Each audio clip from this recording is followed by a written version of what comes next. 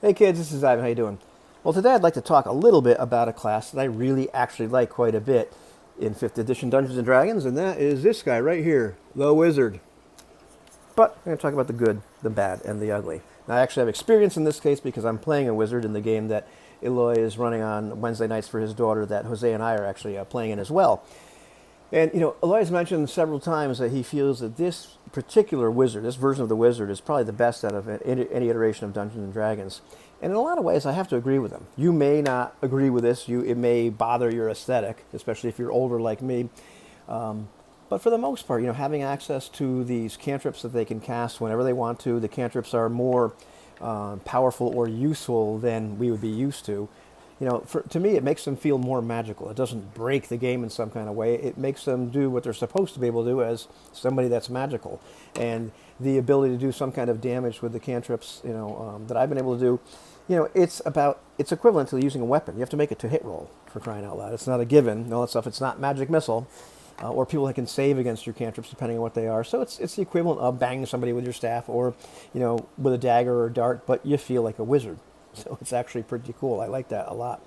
There's also something called, I think it's called Arcane Recovery, where, forgive me if I don't get the formula exactly right, but essentially it's somewhere like, it's like half your wizard level rounded up that you can remember after a short rest, once per day, where you can remember a certain number of slots.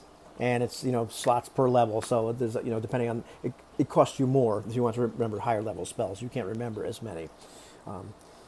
But you could start out remembering, I think, a maximum of like one spell slot. You can recover one spell slot, at first level. At 20th level, if you're just remembering or filling back up, first level slots and then second level slots, the smallest you can actually do, I think it's something like 7 by 20th level that you can pretty much gain yourself some extra slots by doing that if you rest a little bit. So it gives the wizards a little bit more spells than they're used to having. It's a little bit more in the spell slots. That's pretty cool, to be honest with you. Pretty, like twice. I like it. And I look through the spell list. A lot of spells are very familiar. A lot of them seem very reasonable. They seem to be, worded in a way that makes sense and, makes the character, pretty useful. And, there's a big variety of them. But, I'll talk about some of the things that don't quite add up. Because there's a lot of this class, even though I like it a lot, I like the spell list a lot, I like what they've done, there's a lot of the class that feels kind of mailed in. And that's a lot of the extra kind of stuff. One of the selling points for the wizard, as opposed to things like the sorcerer and the warlock, is that the wizard's supposed to be this character that has a lot of spells. It's somebody that's supposed to be able to bring a giant toolkit. They're not a one-trick pony. They're not the guy that comes here and does this, these few things because that's what they do. They're supposed to be someone that has this giant toolbox, and so they're not limited to just a few signature spells. They can do all kinds of things, and when they show up someplace, they say, "Aha! I have something right here." And part of the ability is to be able to prepare a lot of spells. You can cast the spells over and over again. You don't lose them just because you cast them, but you can have a spell that you've prepared just to have in your back pocket in case, "Aha! I think I need to use Featherfall," or whatever happens to be at any given moment.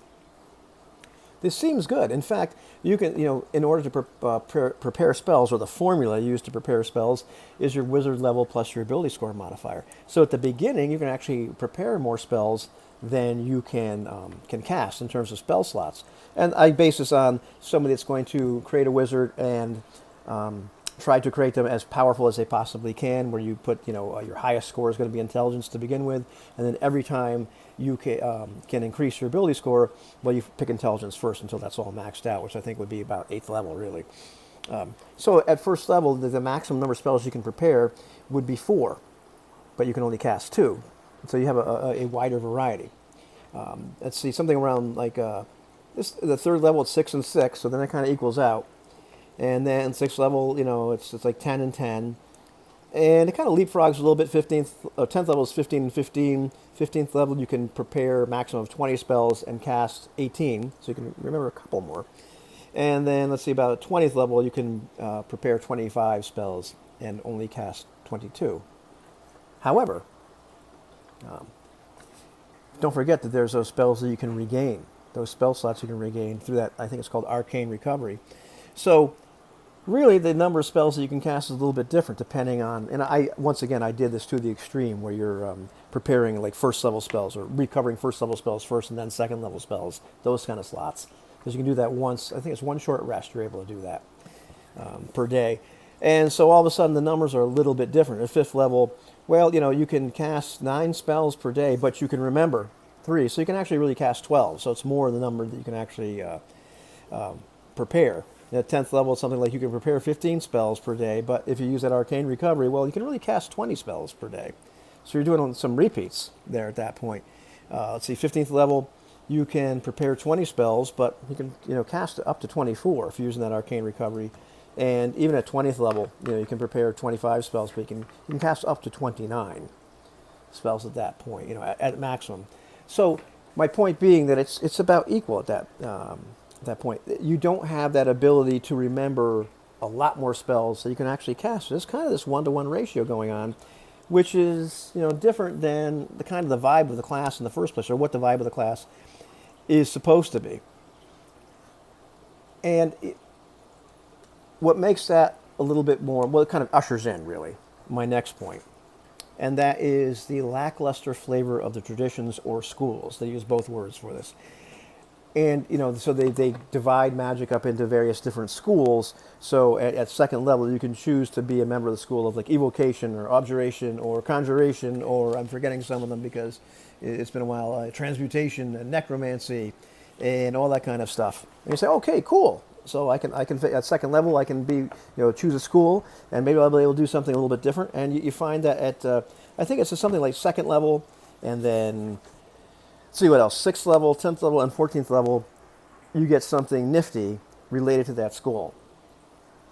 But then you look at what you actually get. Like right now I'm playing a guy that's a member of the School of Abjuration.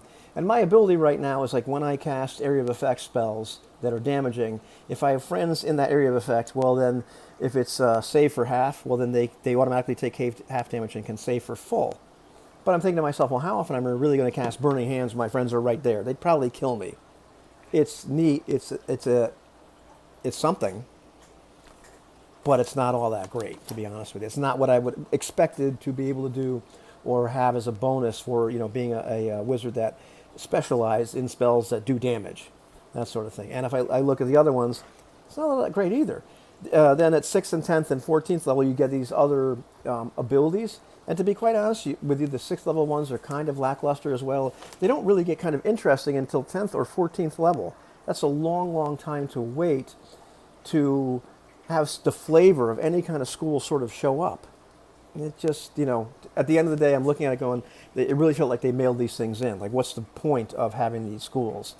And, as I'm looking at the other classes, one of the things that jumps out of me right away is like, why didn't they do something like what they do for the clerics? And the clerics, they have their domains, same basic idea. They concentrate on certain types of spells, or that's their shtick, so to speak. And you find out with the clerics at 1st and 2nd and I think 5th, 7th, and 9th level, somewhere around there, they get more spells, or maybe it's 1st and 3rd and 5th and 7th and 9th. That makes more sense. At those levels, they gain 2 spells each time that they just know. They don't have to prepare those spells. Those are automatically prepared because that's their shtick. Those are the kind of things this kind of spells they tend to cast anyway.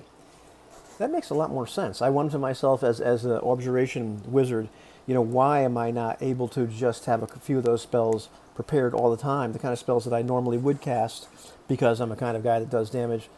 Well, then I can prepare some other spells. If you look at that thing that does for the cleric, by that 1st level, you're remembering like a couple spells. I think it's like, 2nd is like 4 spells that you just have prepared extra. 5th level, you've got something like 6 more spells prepared extra. 7th is 8. 9th level is about 10 more spells you can prepare. That'd be really, really useful. That would change the dynamic of how the wizard feels at that point. At something like 5th level, if I'm able to prepare 16 spells because 6 of them are free, and they're the kind of spells I would have prepared anyway because that's my shtick, that's pretty cool. I'm not sure why they didn't do it that way. It just feels like the schools kind of got mailed in. And one of the things, the big thing you're supposed to be able to get for your school is that the cost and the preparation time or transcription time of putting a new spell into your spell book is cut in half. And so I said, oh, well, that might be good. Then I looked at the cost and the amount of time, and I laughed, to be quite honest with you, because it costs to transcribe a spell into your spell book. It costs the spell level times 50 gold pieces. So it costs 50 gold to transcribe the spell into into your book with special inks and all that kind of jazz we usually do. And 2 hours per spell level. So okay, so a first level spell is going to cost me 50 GP, and it's going to take me 2 hours. So something like a third level spell at that point, it's going to cost me 150 gold. It's going to take me 6 hours. Wow, where am I going to get 150 gold? Well, by that time I'm going to be 5th level.